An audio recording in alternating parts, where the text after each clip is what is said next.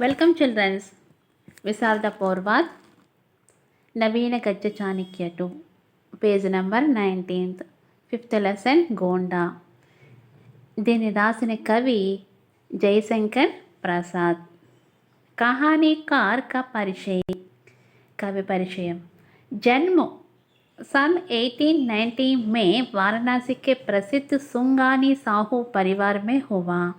ఈయన 1890లో వారణాసిలో ప్రసిద్ధి చెందిన సంగూని సాహు కుటుంబంలో జన్మించారు. శిక్ష విద్య. वे किसी विद्यालय नहीं गया. घर पर ही हिंदी के साथ संस्कृति का अध्ययन किया. వారు ఎటువంటి స్కూల్కి కూడా వెళ్ళలేదు. కానీ ఇంట్లో హిందీతో పాటు సంస్కృతాన్ని కూడా నేర్చుకున్నారు, అధ్యయనం చేశారు. వే ఛాయావాదికి ప్రముఖ స్తంభతే. వారు ఛాయావాది యొక్క ముఖ్యమైన స్తంభం, వారు ప్రధాన స్తంభం. ఉన్హే నాటక సామ్రాట్ కహా జాతా హై. అతన్ని నాటక చక్రవర్తి అని కూడా పిలుస్తూ ఉండేవారు. భాష కడి పోలి. ప్రముఖ రచనాయం. ఇవన్నీ కూడా రచనలమ్మ. కావ్య, ఉపన్యాస, కహాని, నాటక్. కావ్యలో అంశు, లాహర్, కామయాని. ఉపన్యాసలో కంకాలి, తితలి, ఎరావతి. కహాని ఛాయ, ఆంది, ప్రతిధ్వని, ఆకాశద్వీప. నాటక్ చంద్రగుప్త, అజాతశత్రు, ప్రాయచిత్ ఆది. ఇవన్నీ కూడా మనము ప్రవేశిక ఎగ్జామ్లో మనము నేర్చుకున్నామమ్మ. ఆ రచనలు ఇక్కడ మనం రాసేయచ్చు. కహానియోం కా ముఖ్య విషయ మానవీయ సంవాదనయాం ప్రేమ గుణ తదా దేశ అనురాగ కా సంఘర్ష రహతా హై. కథల ప్రధాన ఇతివృత్తం ఇవి. మానవుల అభిప్రాయాలు, పోరాటం, ప్రేమ, ద్వేషం మరియు దేశభక్తి ఇవన్నీ కూడా ఆయన యొక్క ప్రధాన ఇతివృత్తాలు.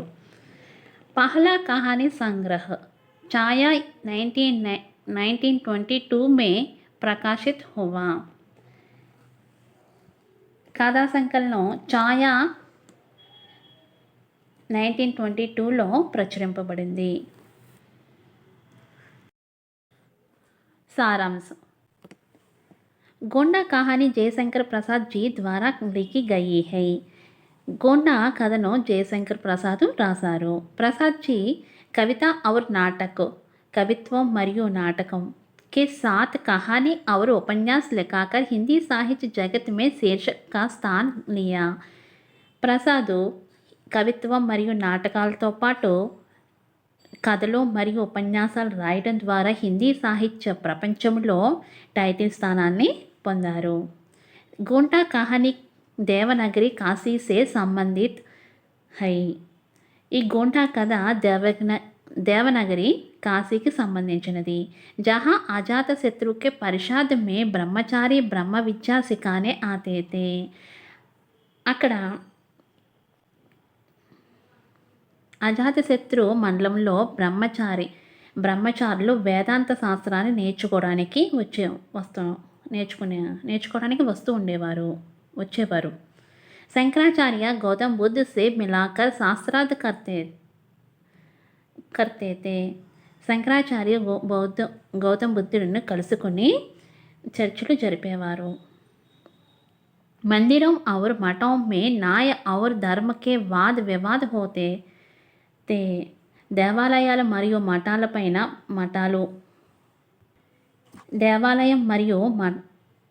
దేవాలయం మరియు మఠాల్లో న్యాయం మరియు ధర్మ వాద వివాదాలు ఉన్నాయి. వైష్ణవ ధర్మ అవర్ పవిత్రకే డంకే బజాతే తే. వైష్ణవుల మతం యొక్క స్వచ్ఛతను యొక్క తీగలను మోగించేవారు. వహా మందిరం మే తపస్వియోం కే వాద్ హోనే లగే. అక్కడ మందిరంలో సన్యాసులను వధించడం ప్రారంభించారు. గల్లియోం మే జీవన్ అసురక్షిత లగానే లగా.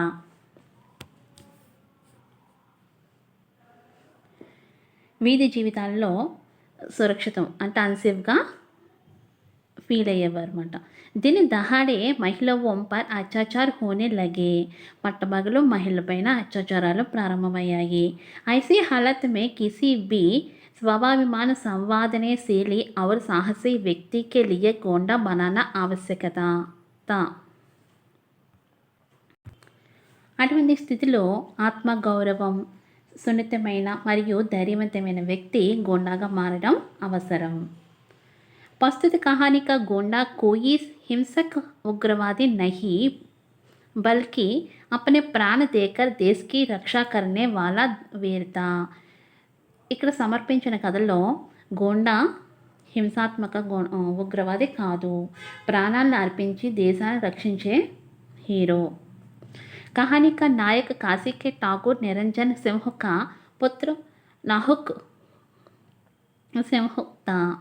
ఈ కథలో హీరో కాశీకి చెందిన ఠాకూర్ నిరంజన సింహ యొక్క కుమారుడు. ఉస్కి ఉమ్ర 50 వర్షకే ऊपर थी. ఇతనికి 50 సంవత్సరాలు పైబడి ఉన్నాయి. తబ్బి వహ యువకం సే అధిక దుడాతా. 50 సంవత్సరాలు పైబడి ఉన్నప్పటికీ కూడా యూత్ వలె స్ట్రాంగ్గా ఉన్నాడు. प्रायः बनारस के बाहर की हरियालियों में अच्छे पानी वाले कुवारों पर बनारस के बाहर అంటే బనారస్కి వెలుపల పచ్చదనం, అచ్చే పీనే వాలే కువాంపర్ మంచినీటి బావులు, గంగాకి ధార మే మచలాతీ హుయే నావ్ పర్ దికాయి దేతా. గంగా నదిలో ప్రయాణించే పడవలు కనిపిస్తున్నాయి. కభీ కభీ जा आकाने से निकलाकर काशी की रंगोली वेश्या गली में जाकर तमोली की दुकान पर बैठकर पान खाता हुआ कोटी के गाने सुनाता रहता था.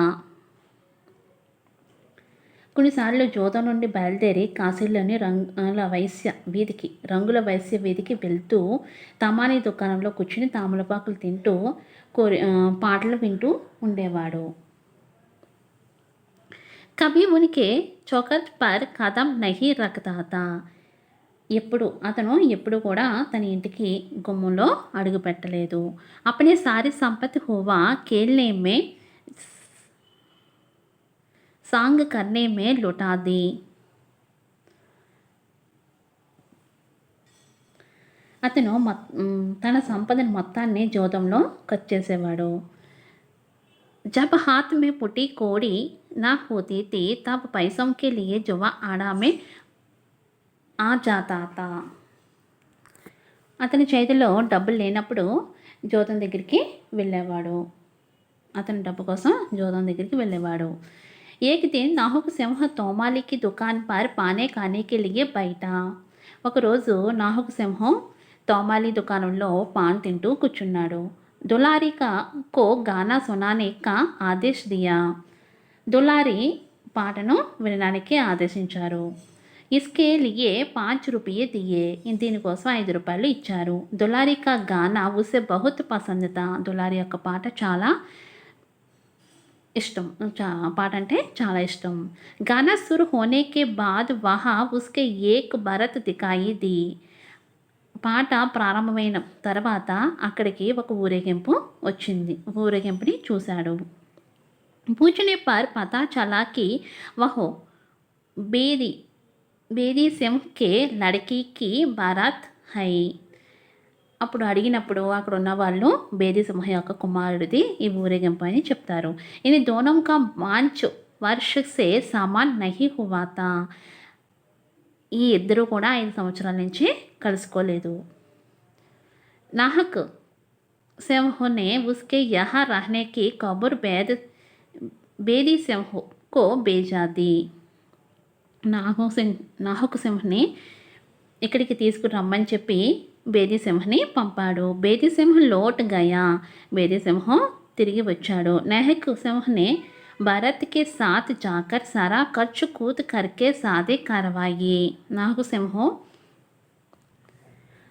సింహ్ని తనతో ఉంచుకోవడానికి తన్నే తీసుకుని రమ్మని చెప్పి బేదీ సింహ్ని పంపుతాడు. అతను తిరిగి వస్తాడు. వచ్చి నాహుక్ సింహ్కి వద్దకు నాహుక్ సింహ్ ఊరేగింపుతో వెళ్ళి అన్ని ఖర్చులు తాను చెల్లించిన తర్వాత వివాహం చేసుకున్నాడు. फिर गाने सुनाने में लगा गया. తిరిగి మరలా పాటను వినడం మొదలుపెట్టారు. ఇతనే మే మౌలవి అల్లావుద్దీన్ కుమారే ఉదర్ ఆయే. ఇంతలో మౌలవి అల్లావుద్దీన్ కుమారు అక్కడికి వచ్చారు. उन्होंने दुलारी को रेजिडेंट साहेब के यहाँ मुजारा करने के लिए ले जाना चाहा. అతన్ని దులారిని రెసిడెంట్ సాహెబ్ వద్దకు తీసుకుని వెళ్ళాలనుకున్నాడు. इस विषय पर नाहक सिंह और अपने कुमार के बीच वाद विवाद हुआ. ఈ విషయంలో నాహక్ సింహ్కి కుమార్కి మధ్య వాద వివాదం జరుగుతుంది. నాహక్ సింహ్నే కుమార్కు జపడా మారా. నాహక్ సింహం కుమార్ని చంప మీద కొడతాడు. తబి दुलारी को राजमाता पन्ना के यहाँ पूजा के गाने के लिए जाना था. అప్పుడు దులారి పూజ పాడటానికి రాజమాత పన్నా ప్రదేశానికి వెళ్ళవలసి ఉంది. वह राजमाता के यहाँ देर से पहुंची. ఆమె రాజమాత చోటుకి ఆలస్యంగా చేరుకుంది. वह राजमाता देर से पहुंची. कारण पूछने पर यह सब किस्से दुलारी राजमाता को सुनाती है. ఈ కారణంగా ఆమె అడుగుతుంది, ఏమని ఎంత లేటుగా ఎందుకు వచ్చావని చెప్పి అడుగుతుంది. కారణం అడిగినప్పుడు దులారి ఆ జరిగిన విషయం అంతా కూడా ఇక్కడ రాజమాతకి చెప్తుంది. రాజమాతకు నాహక్ కే బారే మే పతా నహీ చల్తా తబ్ ఉనికి సహేలి గోందా బచ్పన్ కి ఘటన యాద్ దిలాతి హై. రాజమాతకు నాహక్ గురించి తెలుసుకున్నప్పుడు ఆమె స్నేహితురాళ్ళు బాల్యంలో జరిగిన విషయాలంతటినీ కూడా గుర్తు చేస్తుంది. బచ్పన్ మే ఏక్ హాతీ ఉన్కే ఊపర్ ఆ జాతా హై తో నాహక్ సింహ్ హీ ఉన్హే బచాయా తా. చిన్నతనంలో మీ మీదకి ఏనుగు వస్తున్నప్పుడు నాహక్ సింహం మిమ్మల్ని కాపాడాడు. పన్నాకు బాద్ మే బుడే రాజాకి పత్ని బనానా పడా. పన్నా తర్వాత ముసలి రాజుకి రాణిగా మారవలసి వచ్చింది. పుత్రు పైదా హోనే పర్ రాజమాత కహలానే లగి. ఒక కొడుకు పుట్టినప్పుడు ఆమెని రాజమాత అని పిలిచేవారు. ఇతనే దినోం బాద్ నాహక్ సింహ్ కి अच्छाइयों जैसे वह गरीब लड़कियों के विवाह विधवाओं की मदद करता है. ये सब सुनाकर पन्ना की आंखें तरल हो गई.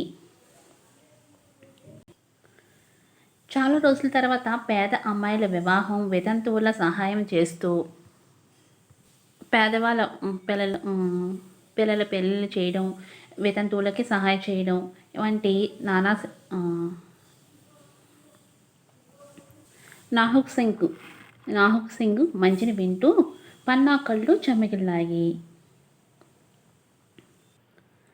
రాజా చేటీ సింహ్ కే పాస్ రెసిడెంట్ మర్కాహేమ్ కి चिट्ठी आती है. రాజా చేట్ సింగ్కు రెసిడెంట్ మార్క్ నుండి ఒక లేఖ వస్తుంది. జిస్మే నగర్కి దురావస్థ కే బార్ మే లిఖి హోతే హై.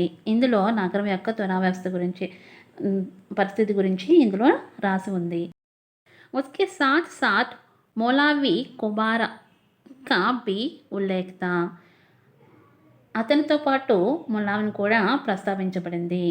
सन 16 अगस्त 1781 को काशी नगर में अंतक मचा हुआ था. ఆగస్టు 16, 1781లో కాశీ నగరంలో బేభత్సం జరిగింది.